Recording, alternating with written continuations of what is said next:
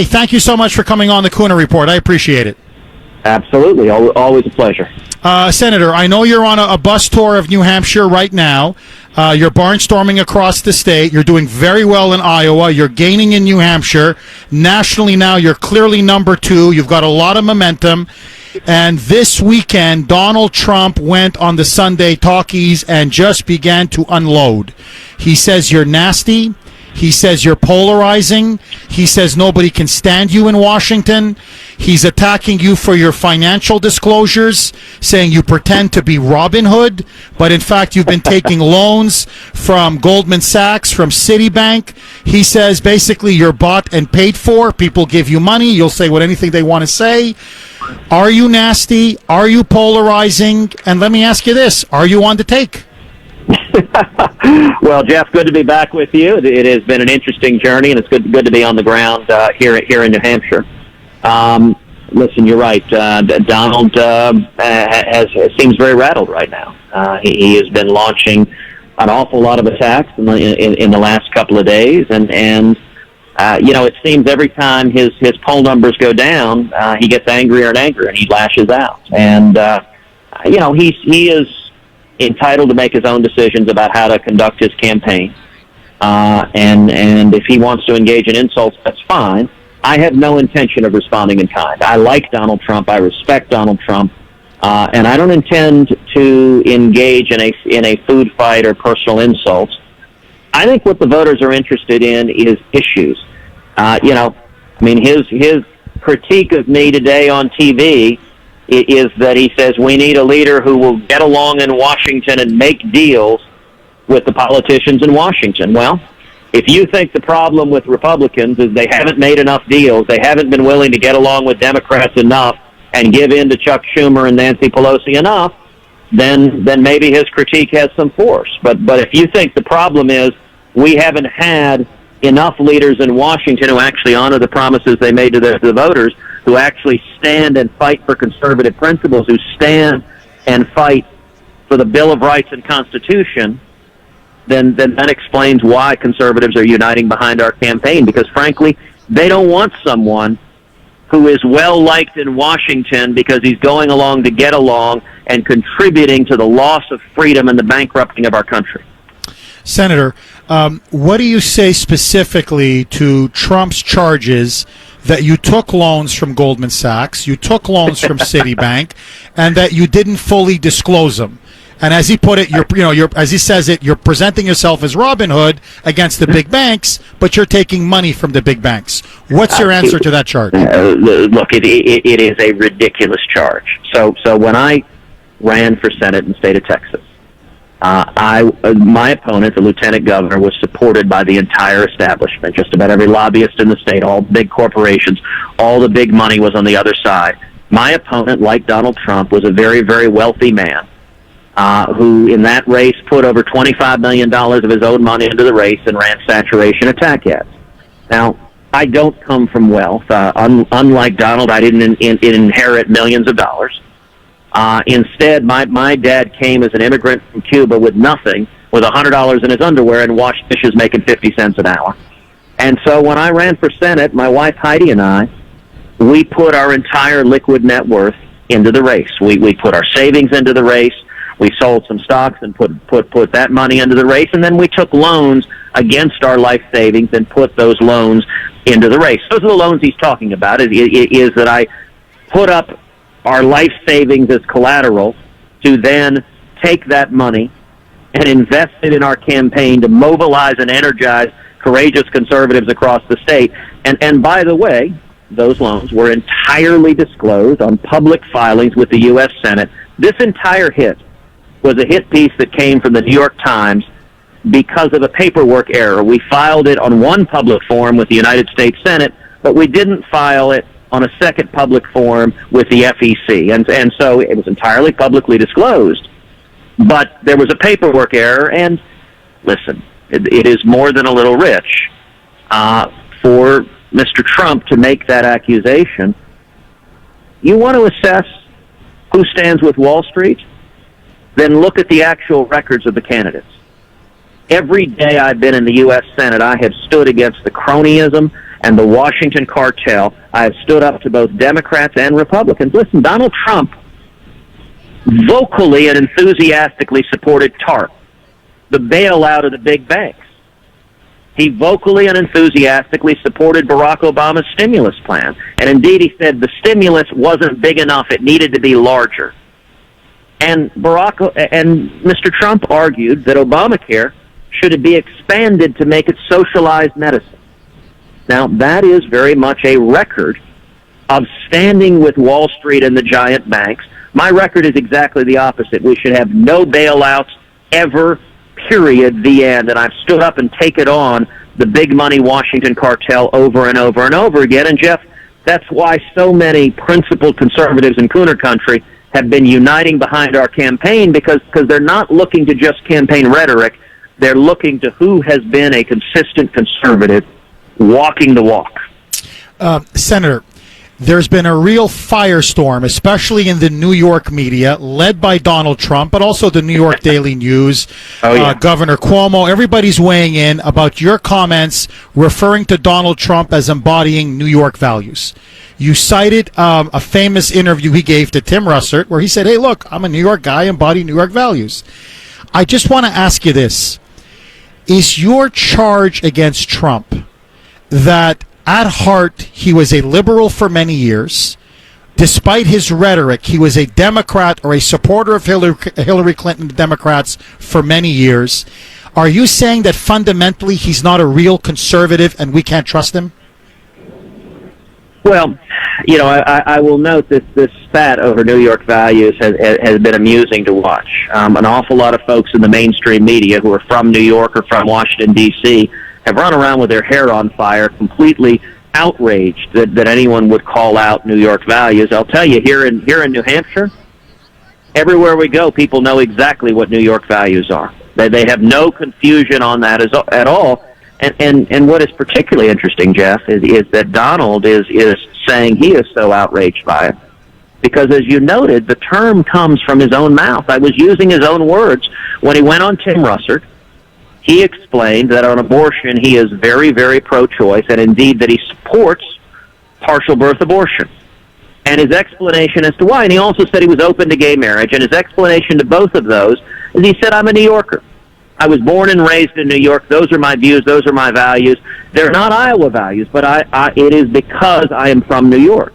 And so it's curious when he explains that's what New York values are, why he would be offended at someone invoking his own explanation for what he believes. Now you asked the question about whether someone is in fact a conservative. You know, you and I are both, like every one of your listeners, have been burned over and over again. Where we listen to politicians, they sound great. They say what we want to hear on the road. And if you notice, by the way, in a Republican primary, nobody ever runs and says, I'm an establishment moderate, I don't stand for anything. They all say they're a conservative. And they get to Washington, and they cut deals with the Democrats, and they betray us. We've seen that with John Boehner. We've seen that with Republican leadership. And people are fed up and furious. And so the most important question for anyone in a Republican primary to ask is how do we distinguish between who's telling the truth and who is yet another politician just saying on the trail what they think we want to hear? And the only way I know to do that is effective is to not listen to what any of us say. Don't listen to what I say. Don't listen to what Donald Trump says. Don't listen to what any of us say on the campaign trail. But rather follow the biblical principle, you shall know them by their fruits. Ask, what have they done? And I would point out, there is a marked difference. My entire life I have stood and fought for conservative principles. I have been a consistent conservative, a fiscal conservative, a national security conservative, a social conservative, stood and fought with the American people. And, you know, Jeff, you want to understand a very simple difference. I'm pretty confident that you, Jeffrey Kuhner, has never contributed $100,000 to the Bill and Hillary Clinton Foundation. Oh, my God. Donald Trump has. Now, that indicates something. I'm fairly certain you, Jeffrey Kuhner, didn't give $50,000 to Rahm Emanuel, Barack Obama's chief of staff, and I would note that contribution came in December of 2010, after the 2010 Tea Party tidal wave. I can tell Senator, you, but just to play devil's advocate, Trump's, when he's confronted by this, Trump always says, but I'm a businessman. I got to work both sides of the street. That's how you get permits. That's how you get, access so you can build buildings. That's just politics. I got to play the system. What do you say to that argument? Look, I would say two things. Number one, if you're looking for someone to take on the corruption of Washington, you should look to someone who has a record of standing up to the corruption of Washington, not someone who has been part of it and whose explanation is, well, fine, I was buying politicians, but everybody does it. That is not how you break the Washington cartel. You know what? I could have said in Washington, well, I'll go along to get along with Republican leadership because everybody does it. That's how we got this problem. Look, Donald Trump's critique of me this morning is that I'm not going to be willing to make deals with the Democrats and go along to get along, and that's what we need. If you agree with that, if you want yet another Republican to cozy up to Chuck Schumer, by the way, he's written checks to Chuck Schumer, I never have, then you ought to be backing him. But if you think we need Republicans who are willing to stand up to Washington, then this decision becomes far, far easier. But there's a second point. You know, he says, well, he was just doing it to get building permits.